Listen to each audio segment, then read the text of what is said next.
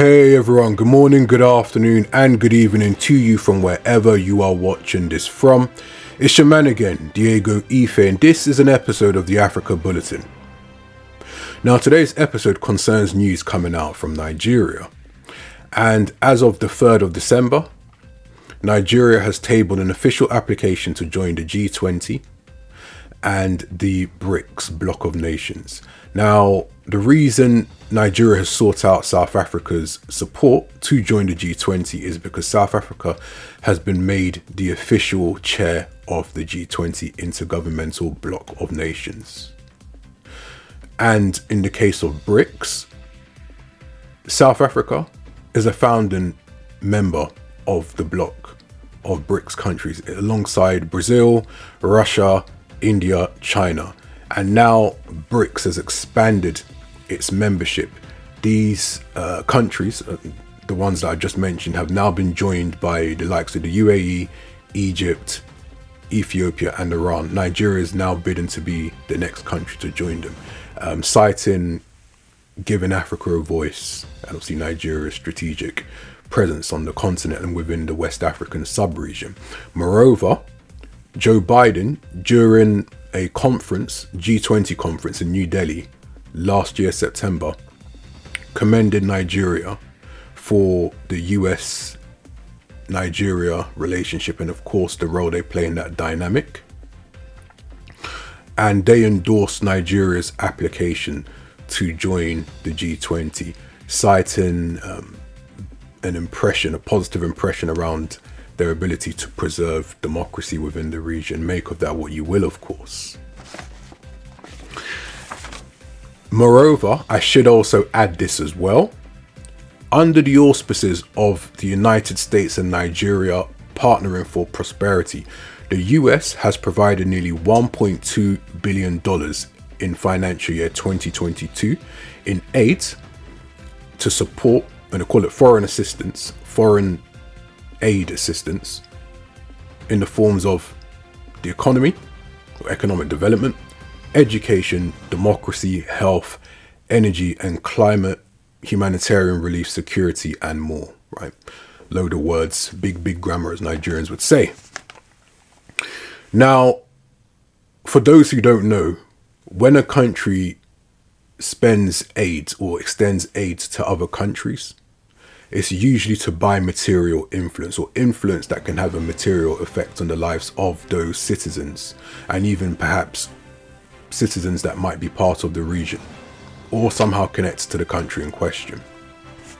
So there have been concerns in the mainstream media and also in sort of social media, so I should say legacy media and social media, concerns of Nigeria potentially being a neo-colonial entity of the US empire, so to speak. Now, the extent of aid certainly at the very least underlines the importance of US influence within the Nigeria terrain. So of course there's a trade-off with everything, and there might be something to those concerns about neo-colonialism and therefore questionable self-determination, as the UN stipulates that these countries should have, and of course the Atlantic Charter back in the 1940s, which also sort of speaks to countries having their own self-determination and respecting international law. Now, Nigeria is an interesting case. In order to make sense of whether or not US aid or the economic performance is as great as it has been claimed, let's look at the recent IMF stats of this year 2024. And according to its report, Nigeria has shown resilience with GDP growing year on year by 2.9, let's just call it 3% growth in quarter one, and in quarter three, or rather quarter four, 3.46%. As of quarter one, the growth, or rather the performance, Nigeria's economic performance was driven by the service sector at 58% to GDP ratio, agriculture by a paltry 0.18%, and the industry sector by 2.19%. Now, quarter four, which is of course the most recent data available, the service sector unsurprisingly continued to lead. The non-oil sector is in second place, and the oil sector is in third place. Now, the IMF projects Nigeria's real GDP will grow by 2.19%, and consumer prices will increase by 32.5%. Now, the inflation issue is somewhat bittersweet depending on perspective. On the one hand, for those who are buying Nigerian sovereign debt as an investment, there's some good deals to be had. But in the case of your average Nigerian's affordability, this is problematic, right?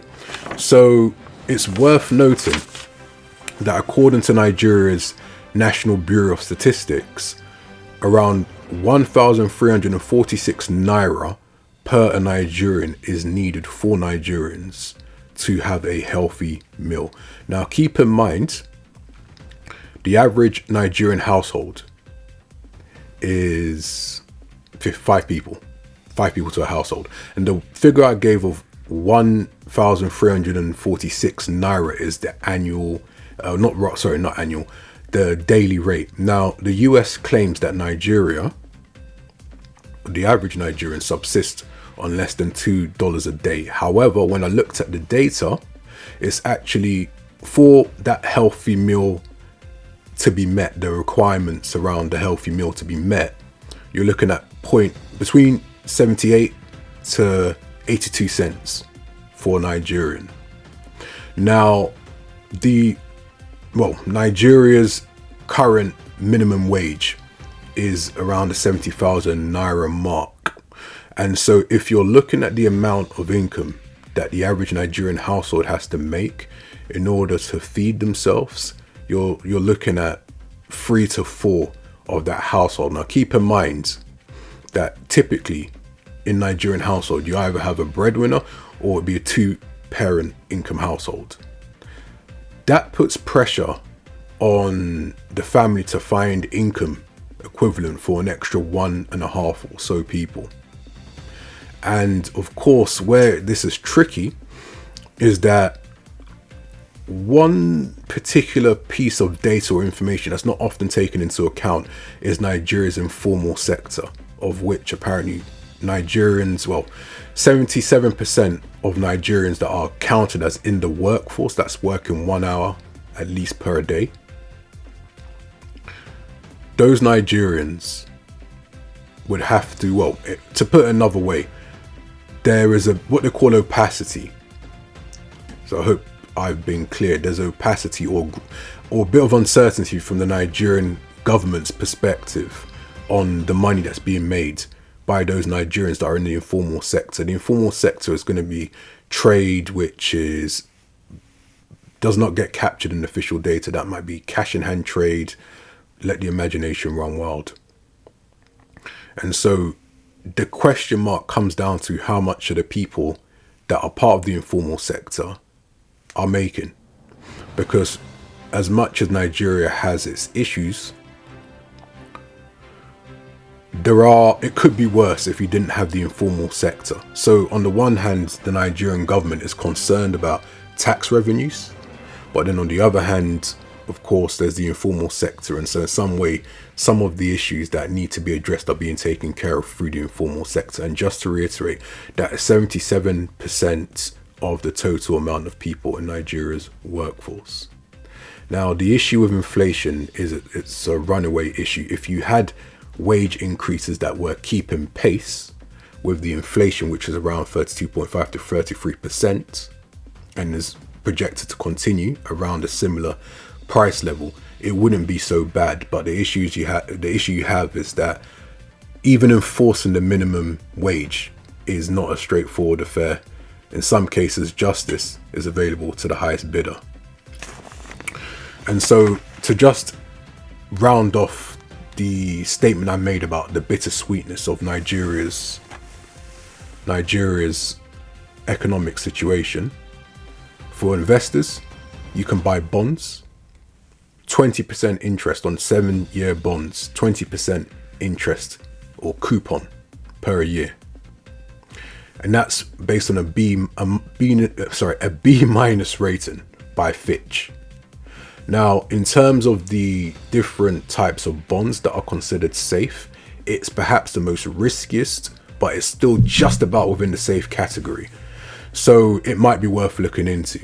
And your minimum entrance price to buy a bond, if we're going by sterling, is £23 or thereabouts at the current exchange rate, in multiples of £2.19.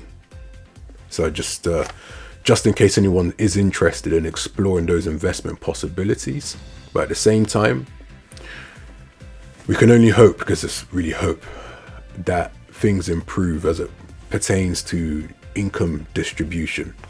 And on the last the last statement I want to finish this off on is really my concerns about Nigeria's official status as a regional power broker.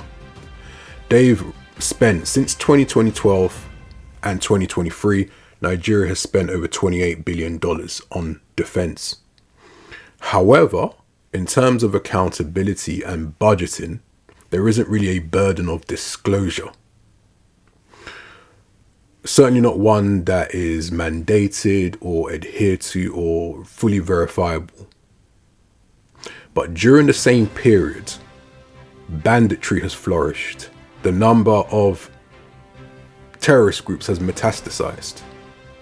Whether you're looking at ISWAP or you're looking at Boko Haram or the so-called Fulani herdsmen, there's land grabbing, there's things that are going on which, frankly speaking, are easily accessible. If you search online, you've got a plethora of news agencies sharing similar information. So there does seem to be a bit of a disconnect. I am concerned about the description of Nigeria's capabilities. Now, I'll leave that in the balance, but I would say that it's important to read through the lines. And for those who are interested in my perspective as a British or Nigerian British second generation man, someone who is versed in this field, if you're interested in hearing more about Nigeria and even other African countries, both getting a bit of a flavor of the political, socio-economic climate and the possibilities both from an investment perspective and a bit of an insight as to how the everyday person might be getting by as it pertains to their finances and affordability.